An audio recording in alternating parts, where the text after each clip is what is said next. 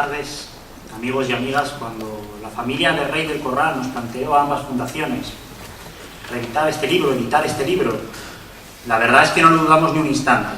No lo dudamos no solo por el valor poético de la obra del Rey del Corral, sino también por el valor político de la figura del Rey del Corral. Un poeta comprometido, militante del Partido Comunista de España.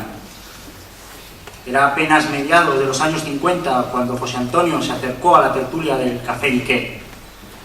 Era apenas un chaval de 15 años, quería ser poeta y quería ser comunista. Pero España no era un país para poetas y mucho menos para comunistas, pero José Antonio lo fue, se arriesgó y lo fue.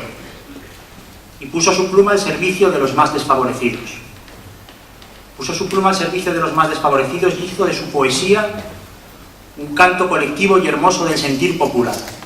Había otro comunista, un italiano, Antonio Gramsci, que escribió en una ocasión que la literatura italiana había sido estrechamente libresca y bohemia, que los poetas se habían pensado pajarillos dignos de vivir en jaulas de oro, y que por eso se habían alejado del sentir popular italiano. Era el año 1932 y el fascismo estaba férreamente implantado en Italia. También culturalmente, Gramsci escribía desde la cárcel con la melancolía de lo que podía haber sido y no fue. José Antonio, como buen comunista, sabía muy bien cuáles eran las consecuencias últimas de estas palabras de Gramsci. Y es que en la poesía, como en la política y en la economía, no se puede ser neutral. Por eso José Antonio huía de las jaulas de oro, huía de esa poesía como lujo cultural de los neutrales. No quería ser el peso muerto de la historia, lo tuvo claro desde joven. Y ese joven de 15 años siguió viviendo el Café Niqué, sus estudios, la docencia, Colombia, Panamá, Viena, Vuelta a España, Casa Emilio, Andalán, el diario aragonés, su partido.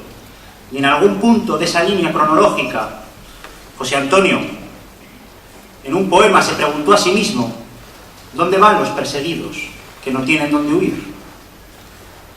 Y dicho esto, y en ese mismo poema, les abrió su pecho, les tendió su mano y se fue con ellos.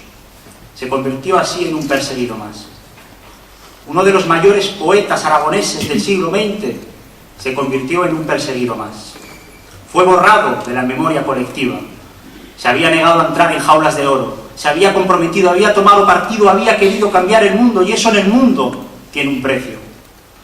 Había otro gran aragonés, Luis Buñuel, que dijo en una ocasión que un artista solo no puede pretender cambiar el mundo, pero sí que puede mantener un margen mínimo de inconformismo. José Antonio no solo mantuvo ese margen mínimo de inconformismo, sino que procuró dilatarlo lo máximo posible para que pasara por él la tronadora razón en marcha. Sabía muy bien el papel de la cultura en todo esto, y lo jugó. Hizo de su poesía el preludio facilitador de los avances sociales y políticos en este país. Lo sabía muy bien José Antonio.